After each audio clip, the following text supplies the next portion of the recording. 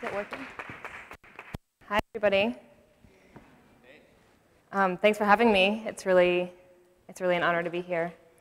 My name is Elspeth Gilmore, as she said, and I'm here to talk about the 1%, specifically the next generation of 1%ers.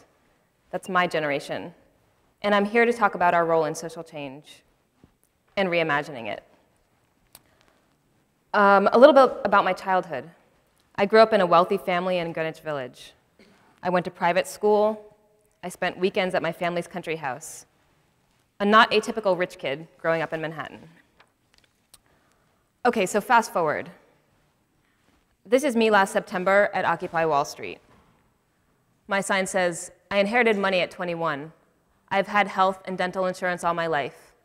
I want to live in a world where we all have enough. I have more than enough. Tax me, rich kid for redistribution. I am the 1%, I stand with the 99%.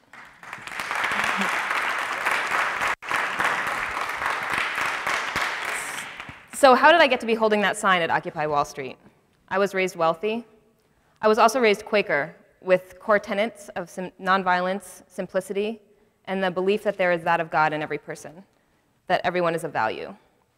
I grew up deeply unsettled by the contradiction between my family's wealth and our belief in justice.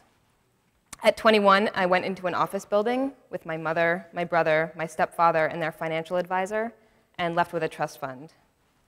After years of pretending I didn't have the money because it seemed so at odds with my values, I got involved in resource generation.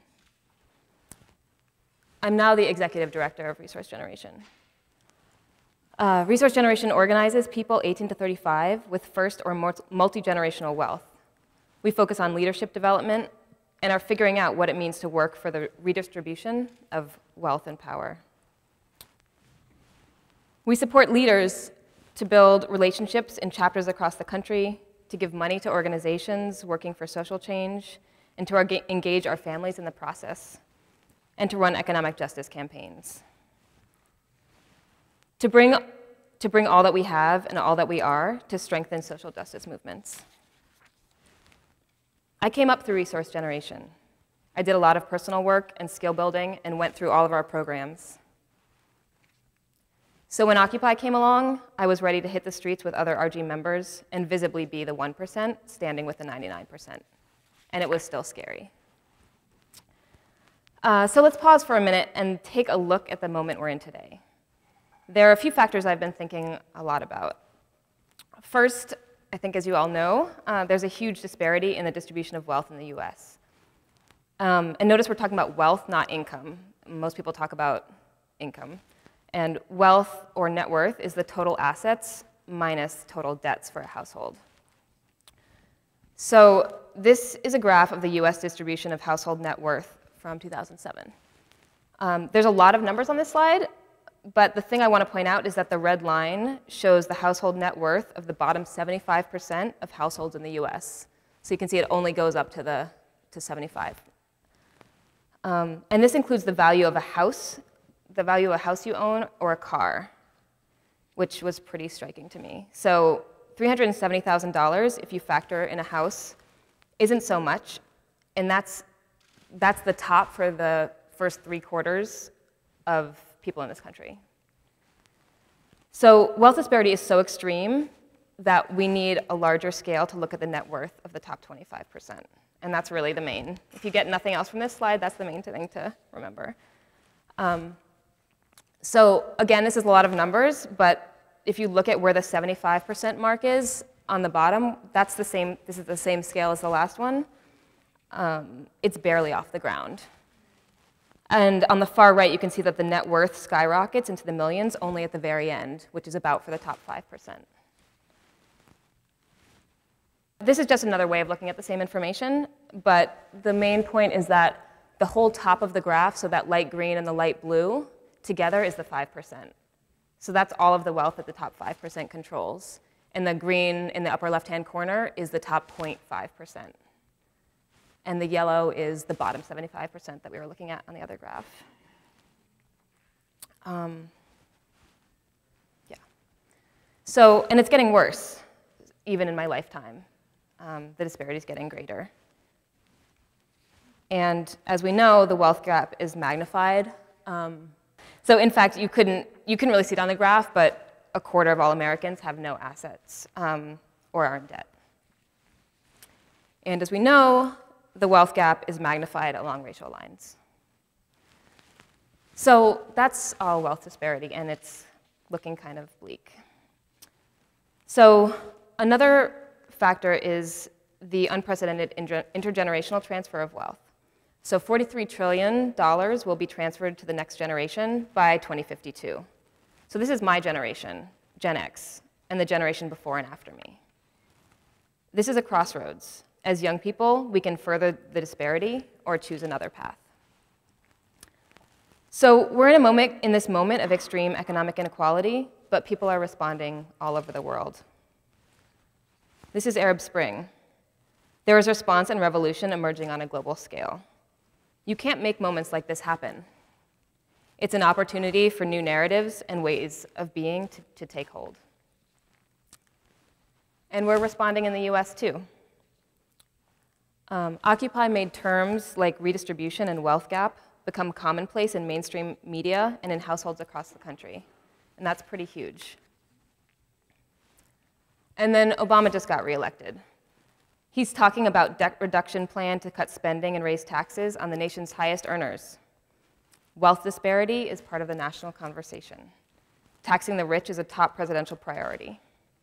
This is another crossroads. All of us, and especially young people, have an opportunity to make these priorities realities, to hold him accountable.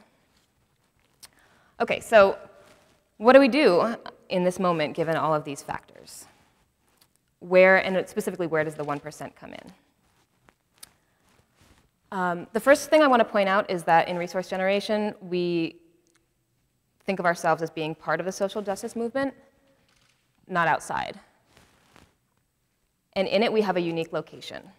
Wealthy people often have access to people in power, powerful institutions, the media, and we can use that access for social change.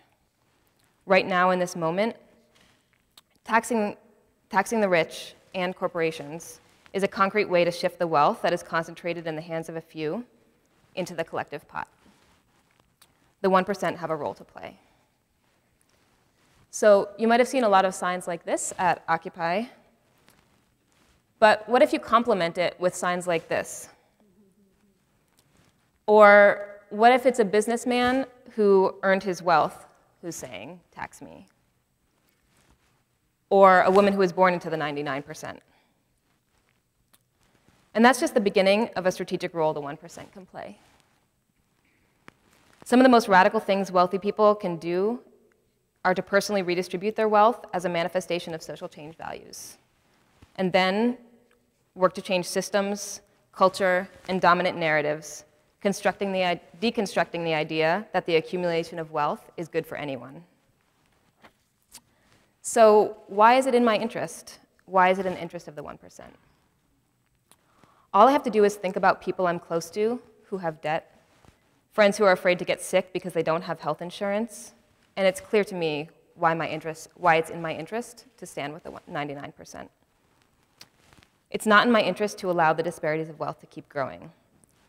We should not have to hoard wealth in this society in order to keep our families healthy or to get an education. Health and a good education should be rights. I know that our lives, the lives of the 1%, would be better if we personally had less and we could all rely on a collective safety net. We need to reimagine what is possible. And if we're successful, there won't be a 1%. So in conclusion, let's raise the bar for rich people. As movements and people fighting for justice, let's welcome people with wealth and expect the world of them. We're in your midst whether you know it or not. And if you're wealthy, claim it and bring all that you are to making change. In my life so far, from growing up in Greenwich Village to getting involved with resource generation to Occupy, I've learned to start with who I am and use it as a place from which to organize for change. You, your vision, and your story are critical. I'm talking to everyone in this room.